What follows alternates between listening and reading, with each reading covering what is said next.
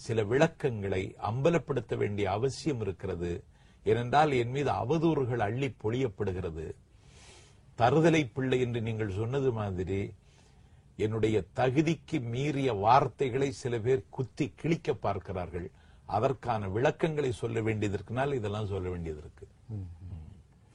சரி, அதாவது நீங்கள் இத்தனை ஆண்டு காலம் நீங்களே சொல்றீங்க வைகோவுக்கு இணையாக உங்களுக்கு தொண்டர்கள் பலம் இருக்கு அப்படின்ற மாதிரி மறைமுகமா சுட்டி காட்டுறீங்க, இல்ல நேரடியாகவே சொல்றீங்க? சொல்லல, எல்லா தொண்டர்களையும் நான் நேசித்தேன், எல்லா தொண்டர்களுக்கும் நான் உண்மையாக இருந்தேன், அவருக்கும் நான் உண்மையாக இருந்தேன். இதுல அதிசயம் என்னவென்றால் அவர் யாருக்கும் உண்மையாக இல்லை.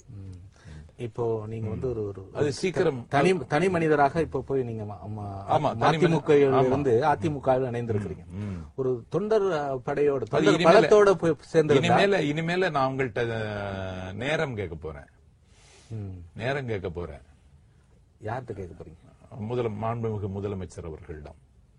நிறைய பேர் என்னை நேசிக்கிற தம்பிமார்கள் அண்ணா திராவிட முன்னேற்ற கழகம் என்னும் நந்தவனத்திற்கு வர இருக்கிறார்கள்.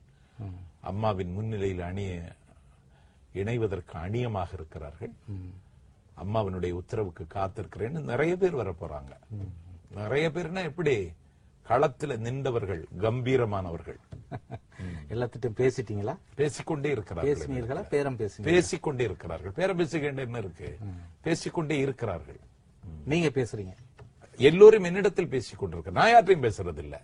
நான் யாரையும் வாருங்கன்னே கூப்பிடல. எல்லோரும் என்னிடத்தில் பேசிக் கொண்டிருக்கிறார்கள்.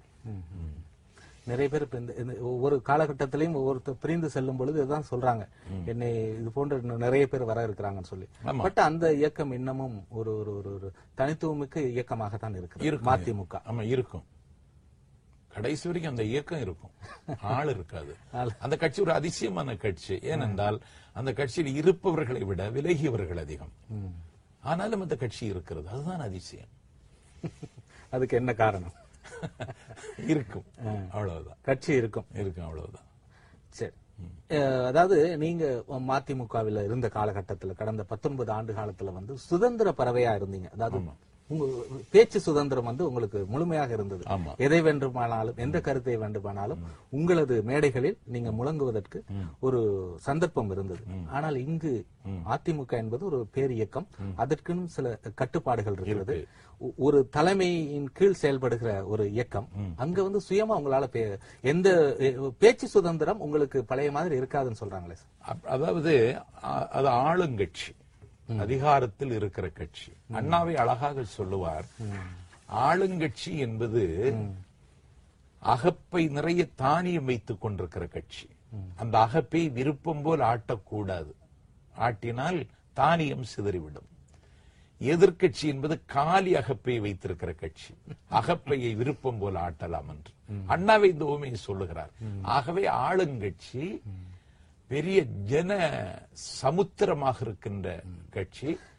ஒரு காலகட்டத்தில் நாஞ்சல் சம்பத்துக்கு இதெல்லாம் உதவட்டுமே அண்ணா அப்போதே சொல்லி வச்சுட்டு போன விஷயம் நினைக்கிறேன். அண்ணா தொலைநோக்கு பார்வை உள்ள தலைமை, அவர் பெரிய தீர்க்கதரிசி.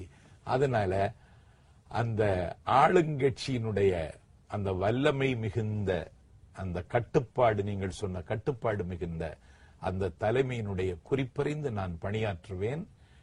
என்னுடைய சுதந்திரம் அல்ல முக்கியம், அந்த இயக்கத்தினுடைய வெற்றியும் இனிமேல் எனக்கு முக்கியம்.